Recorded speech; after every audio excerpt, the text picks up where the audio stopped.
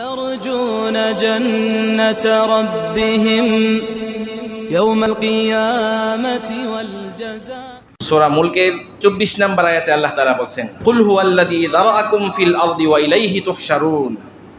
তিনি আল্লাহ, যিনি তোমাদেরকে ছড়ায়া দিয়েছেন জমিনে, যে বিস্তৃত ভূমিতে তোমাদেরকে ছড়ায়া দিয়েছেন। তো এই যে বিশাল পৃথিবীতে আল্লাহ তাআলা সাদা মানুষ, কালো মানুষ, বেটে মানুষ, আল্লাহ তাআলা এই জমিনে আমাদেরকে ছড়ায়া দিয়েছেন। এবং আল্লাহ তাআলা বলছেন, কুল হুয়াল্লাযী যারাআকুম, আল্লাহ তাআলা তোমাদের এত কিছু দিছে, আবার সবাইকে আল্লাহর কাছে জমা হতে হবে। সবাইকে আল্লাহর কাছে কি হতে হবে? জমা হতে হবে। আল্লাহ বলছেন, ওয়া ইলাইহি তুহশারুন, সবাইকে আল্লাহর কাছে আবার হাসর হতে হবে। সবাইকে আল্লাহর কাছে আবার জমা হতে হবে। তোমাদেরকে জমিনে ছড়াইয়া দিছে আল্লাহ তাআলা, আবার আল্লাহর কাছে তোমাদের কি হতে হবে? জমা হতে হবে। ইবনে কাসির রাহিমাহুল্লাহ উনি এই আয়াতের তাফসীরের মধ্যে বলছেন যে তোমাদেরকে যে আল্লাহর কাছে জমা হতে হবে, এর মানে হচ্ছে কখন? এটা কিয়ামতের সময়ের কথা বলছে। লিইউহাসিবাকুম আমালাকুম, আল্লাহ তাআলা তোমাদের আমলের হিসাব নেওয়ার জন্য আল্লাহর কাছে সবাইকে আবার জমা করবেন। সূরা নূহের 17-18 নম্বর আয়াতে আল্লাহ তাআলা বলছেন, ওয়াল্লাহু আনবাতাকুম মিনাল আরদি নাবাতা সুম্মা ইউঈদুকুম ফিহা ওয়া ইউখরিজুকুম ইখরাজা। আল্লাহ তাআলা যিনি তোমাদেরকে এই জমিন থেকে সৃষ্টি করছেন, ওই আয়াতের মধ্যে বলছে আল্লাহ তাআলা তোমাদেরকে সৃষ্টি করছেন। এখানে আমাদের আরো বিষয়গুলো স্পষ্ট হচ্ছে। আল্লাহ তাআলা তোমাদেরকে এই মাটি থেকে কি করছেন? সৃষ্টি করছেন। সুম্মা ইউঈদুকুম ফিহা ওয়া ইউখরিজুকুম ইখরাজা, এই জমিনে আল্লাহ তোমাদেরকে আবার ফেরত নেবেন। এই জমিন থেকে আল্লাহ তোমাদেরকে বের করছেন, এই জমিনে আবার আল্লাহ তাআলা দাফন করে দিবেন। সুম্মা ইউঈদুকুম ফিহা, এই জমিনে আল্লাহ তাআলা তোমাদেরকে আবার নিয়ে নেবেন। ওয়া ইউখরিজুকুম ইখরাজা, পরবর্তী জমিন থেকে আবার বের করবেন।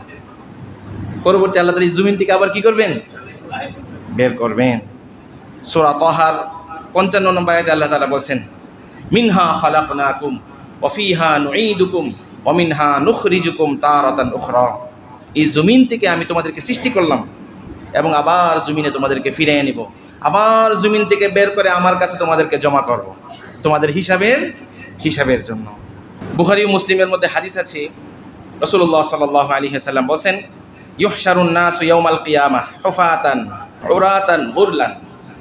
কিয়ামতের দিন মানুষগুলোকে জমা করা হবে যে অবস্থায় মানুষের নগ্নপদ অবস্থায়, পায়ে কোনো জুতা থাকবে না, পরনে কোনো কাপড় থাকবে না, খতনাহীন অবস্থায় সব মানুষকে আল্লাহ তাআলার কাছে আবার জমা হতে হবে। এই আয়াতের মধ্যে আল্লাহ এটাই বলছেন, ওয়া ইলাইহি তুহশারুন, তোমাদের সবাইকে আল্লাহর কাছে জমা হতে হবে।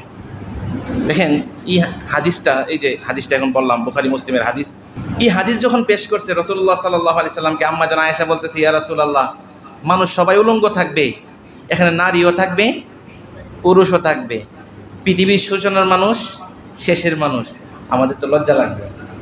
আমাদের কি লাগবে? লজ্জা লাগবে।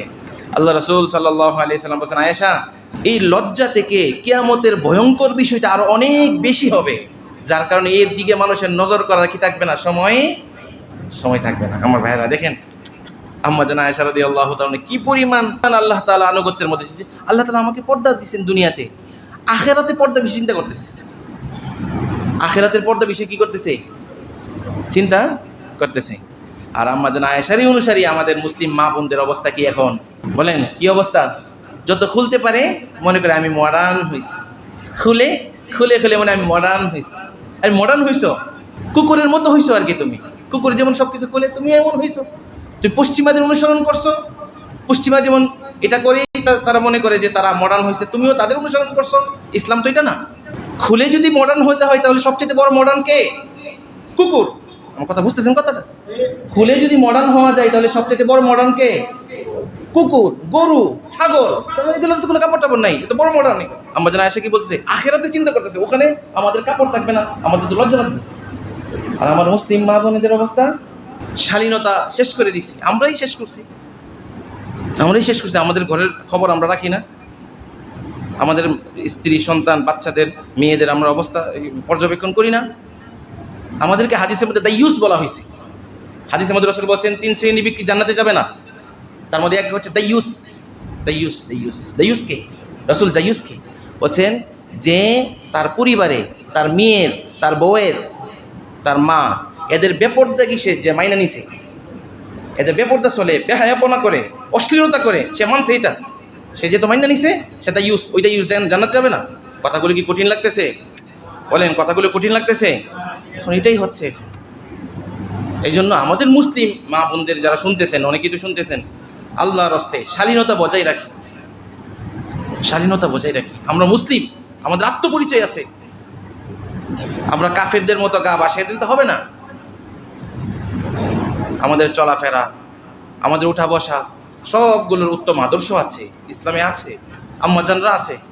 মা বোনদের, আমাদের মা বোনদের উচিত আম্মাজানদের জীবনী পড়া। কি পড়া? আম্মাজান যারা ছিলেন আল্লাহ রাসূলের স্ত্রী, তাদের জীবনী পড়া।